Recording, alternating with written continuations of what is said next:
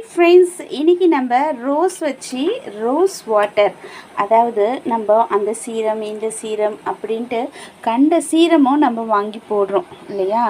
So எது ஒரு பொருளுமே கெட்டு போகாது உங்களுக்கு அப்படின்னாலே அது கெமிக்கல் ஆட் பண்ணி தாங்க. கெமிக்கல் இல்லாமல் நாங்கள் ரெடி பண்ணுறோம் அப்படின்றதெல்லாம் சும்மா தான். நேச்சுரலான பொருள் கண்டிப்பாக கெட்டு போகும். கெட்டு போகிறது தான் நேச்சுரலான பொருள் இல்லையா.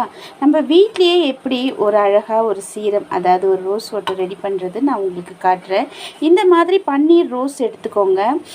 மற்ற ரோஸ்களை விட பன்னீர் ரோஸே ரொம்பவே நமக்கு நல்லது. இங்கே பாருங்கள், அதில் அழகான இந்த ஒரு மல்லிப்பூவும் இதில் கொஞ்சம் மறிக்கொழுந்தும் வச்சுருக்கேன். இதையும் நீங்கள் இப்படி போட்டுக்கோங்க. மல்லிப்பூலேயும் அதிக அளவு மருத்துவ குணம் இருக்குங்க. அது ஸ்கின்னுக்கு ரொம்பவே நல்லது. அதில் இருந்து வர வாசனை நம்மளோட நரம்பு மண்டலத்துக்கெல்லாம் புத்துணர்ச்சி கொடுக்கக்கூடிய ஒரு மேஜிக் இருக்குது அதில். ஏன்னா மல்லிப்பூ வாசனை யாருக்கு தான் பிடிக்காதுங்க, எல்லாருக்குமே பிடிக்கும் இல்லையா. ஸோ இந்த மாதிரி நம்ம எடுத்துக்கோங்க. எடுத்துட்டு தண்ணி இந்த மாதிரி நல்லா கொதிக்க வச்சுக்கோங்க.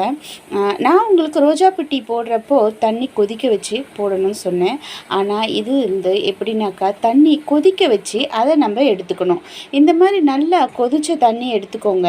அதை இந்த ரோஸ் வாட்டரில் நல்லா ஊற்றிடுங்க.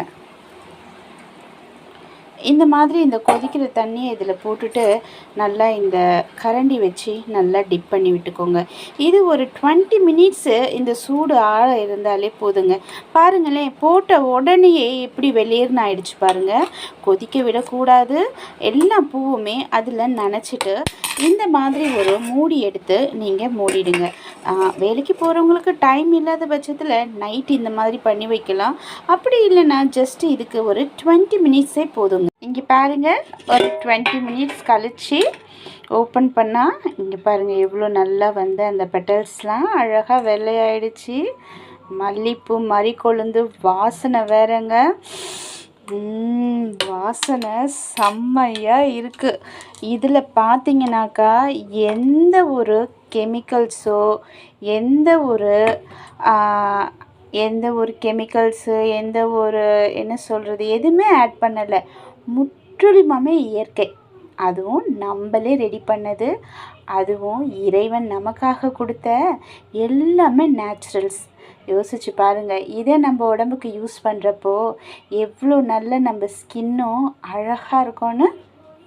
இங்கே பாருங்கள், இதை அழகாக வடிகட்டினப்புறம் இந்த தண்ணி என்ன ஒரு கலரில் இருக்குது பாருங்களேன். அப்படியே நேச்சுரல்ஸ் கலருங்க. இந்த தண்ணியை நீங்கள் இந்த மாதிரி ஒரு ஸ்ப்ரே பாட்டிலில் ஃபில் பண்ணிக்கோங்க. டெய்லி ரெகுலராக இந்த ஸ்ப்ரேவை உங்கள் ஃபேஸில் அழகாக ஸ்ப்ரே பண்ணிக்கோங்க. அதாவது நீங்கள் ஒரு மேக்கப் போடுறதுக்கு முன்னாடி அதை ஸ்ப்ரே பண்ணி ஃபேனில் காட்டினீங்கன்னா ஃபேஸில் நமக்கு காஞ்சிடும். அதுக்கப்புறம் நீங்கள் மேக்கப் போடலாம்.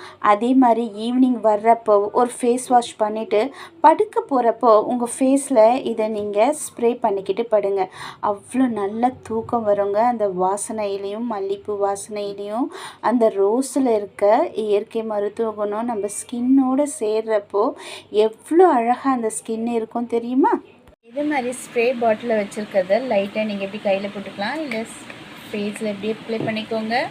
நல்லா தேய்க்கக்கூடாது, சும்மா இந்த மாதிரி டப் பண்ணிக்கோங்க. மல்லிப்பூ ரோஸ் மறிக்கொழுந்து வாசனை சூப்பராக இருக்குது. கொஞ்சம் நல்லா இப்படி பண்ணிட்டீங்க அப்படின்னாக்கா காஞ்சிடும். இது உங்களுக்கு மட்டும் இல்லை, நீங்கள் மேக்கப் பண்ணுற கிளைண்ட்டுக்குமே இதுக்கு மேலே நான் மேக்கப் போட்டுட்டேன். பாருங்கள் எவ்வளோ நல்லா ஃப்ரெஷ்ஷாக இருக்குது. இன்னும் எனக்கு அந்த மல்லிப்பூ ரோஸோட வாசனை நல்லாயிருக்கு. ஸ்கின்னும் பாருங்கள் எவ்வளோ சாஃப்டாக இருக்குது. இது லேடிஸ் மட்டும் இல்லைங்க, ஜென்ஸுமே வந்து யூஸ் பண்ணலாம். இயற்கையானது.